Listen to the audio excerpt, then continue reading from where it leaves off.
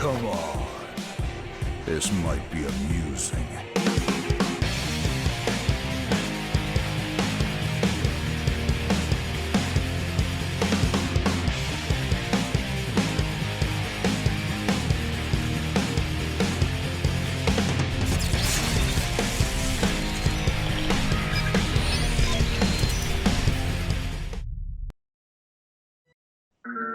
Yo, what is up guys, X Edge here, and I hope everybody is doing okay. Now this is definitely going to be a different type of video, and I'm hoping to make this one an occasional thing. One, because it's easier for me to put out, because nowadays I just don't find as much time as I used to have before, and that's mostly just because of work and life in general, and two, because it gives me an opportunity to speak my mind. So I hope you guys enjoy it regardless. I think I mostly got inspiration for doing these kind of videos, especially watching someone I'm subscribed to by the name of Mugen Lord, how he was talking about how he felt like he wasn't very good at fighting games, and you know, he really went into detail, and I'll probably link that video in the description. But I have many things I want to share with you guys, so this is going to be the first one today. And as you can see in the title, I kind of feel like I get into the lesser video games, the dead ones. Let's just face facts. You know, when we think of the big fighting games out there, what do you guys, have in mind? You have Street Fighter, you have Tekken, Dead or Alive, stuff like that. You don't mention something like, oh, Naruto, also Ninja. Like it's a, don't get me wrong, like it's a fighting game and all, but that's not the kind of fighting game that would come to mind for someone when it comes to fighting games. It's more of just, a good anime fighting game, so to speak. But in general, I just kind of feel like every time I get super competitive on a fighting game, it just always happens to end up in the quote dead category. And the thing I mean about that is, like, the main hardcore players will probably play it for like maybe a couple of days and then leave it, or they probably won't even touch it at all.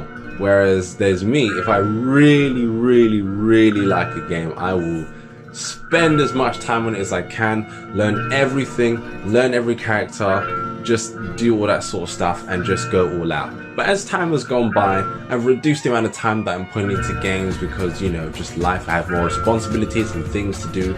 But the times I used to be so competitive on the fighting games that I'm going to mention just kind of happen to be in the dead category now. Not going to lie, but let's talk about it. So, the first one that comes to mind for me was a game that I played called Saint Seiya, Soldier's Soul. Now, of course, that game is not being played today. I mean, if it is, it's probably just the odd one or two people on the system. That game was pretty cool. Your typical anime arena fighting game where there's just mad crazy things going on. There's definitely an imbalance in that game, because if you don't pick a gold cloth character, you're putting yourself at a major disadvantage.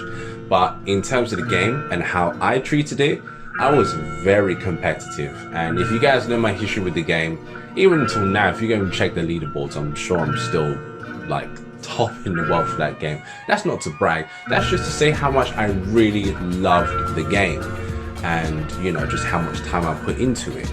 I remember playing this first off at a convention, and it was kind of dead around that area, but the game just kind of stood out to me. So I stood there, not only played it, but I was practicing the game, practicing combos and moves and tricks and stuff like that at a convention. I didn't even get a hold of the game, but as soon as I did, everything that I learned from that just evolved, and I was pretty much, I almost felt like I was untouchable at a point on that game. And the amount of time and dedication I put towards it showed. But was it the sort of game that you could see at EVO or something like that? No, never. When it comes to arena anime fighting games, you'll never see those kind of games played competitively, let alone, at EVO or something like that. So that's one game. Another game for me was My Hero Academia Once Justice. This was another game that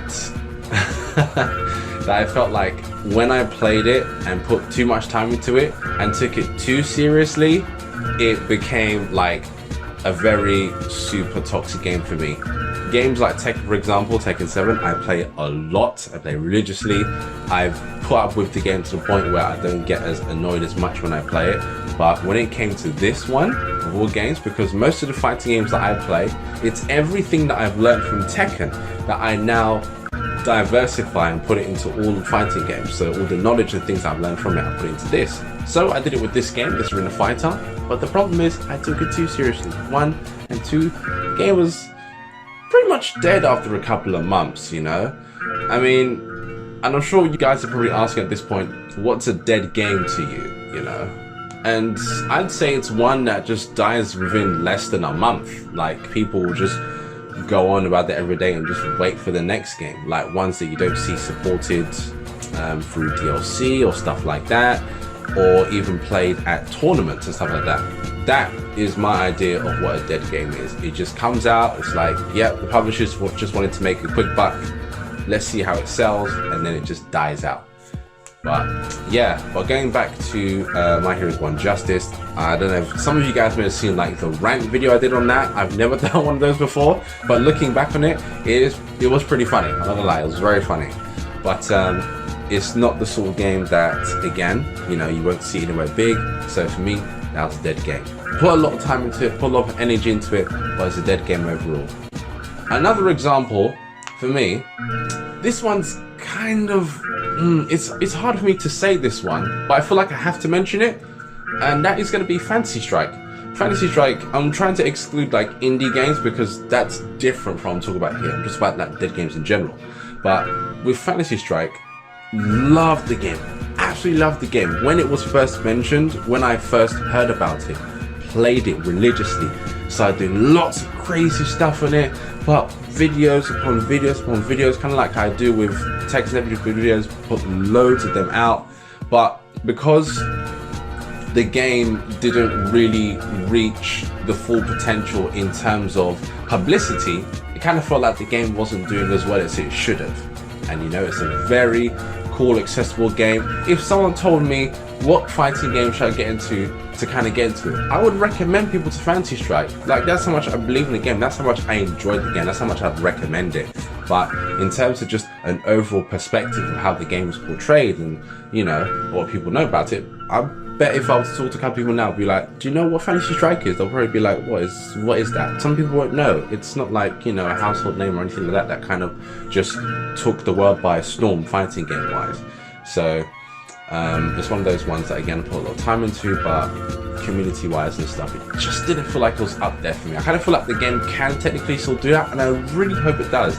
And even as I'm talking about it in this video, I just hope the game does really well in the future. I mean, I don't know if there's going to be more characters and stuff like that. I was supporting the game as a Patreon at one point, you know, that's how much I really believed in the game, and I will still continue to support that game whether I'm a Patreon or not. But yeah, and the last fighting game for me, and again, all of these ones that I'm saying now, this is literally just from the top of my head. I didn't like prepare a script from it, I'm just talking, like I said, because I'm just going to speak my mind. But the last game that I'm going to mention is going to be Dissidia Final Fantasy NT. And from what we know about that game, there is no other one that is going to be made. So Dissidia Final Fantasy NT, that is the last one. That was such an amazing game for me. Like, I played the beta, enjoyed playing as Cloud of Darkness, and just destroyed. Like, climbed up, got to the highest rank, Crystal A, and then after that I tried to diversify and use other characters. And when the game was still, you know, ripe at the time, I did take part in, I think, a tournament or two. That was nice, you know, joined the team. We kind of got a couple of my friends to play as well. We formed our own teams. We just did our own thing. We had fun. But again, as much time as I put into the game, as much as I loved it outside there, you know, again, other than maybe in Japan where there were lots of tournaments and stuff for the game, I don't think that same thing was portrayed here, you know, in the West. And yeah, it's just, if I see the game now, it's just pretty much dead. Like, if I go on it now, I'll probably just go up against bots because there are no live players again on that game. Like, I don't know, it's been a while. Actually, the last time I played that was at least a couple of months ago, because then I was just going for the platinum, which I was successful in doing.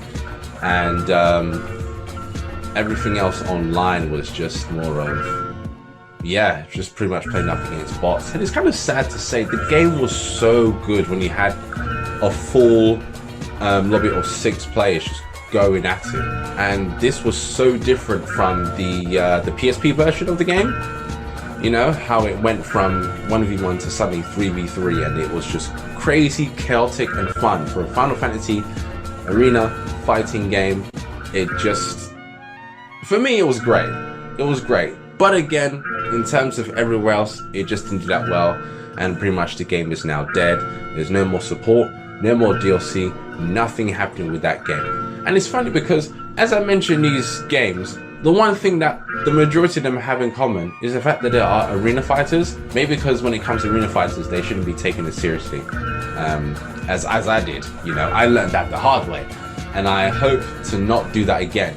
In fact, I was slowly getting to that with Demon Slayer, and after playing like maybe 50 matches online, I was like, yeah, this game is toxic. I cannot play this one too much. Like, there's so much BS that happens on this game. Oh, I punished this, I blocked that, da da da da da. No, a lot of people just spam to win on that game, and I get it. And I'm just happy to just leave these people to do what they want, because what's it going to benefit me trying to argue my way through this and just play? They're games at the end of the day. Just have fun with them.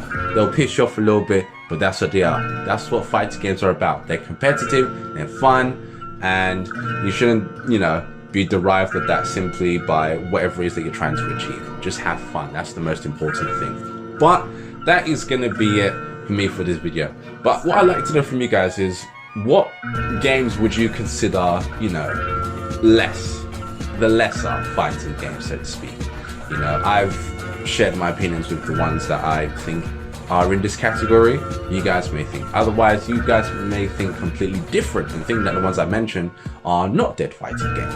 I want to know. I would love to know what you guys think, and hopefully I'll be able to do more videos like this in future. We will see. Only time will tell. And do feel free to follow me on Twitter. I need to become more active on that again, just time and stuff like that. But it's always great to hear from you guys, and looking forward to doing more content like this in the future. As always, to you guys, good games and peace out.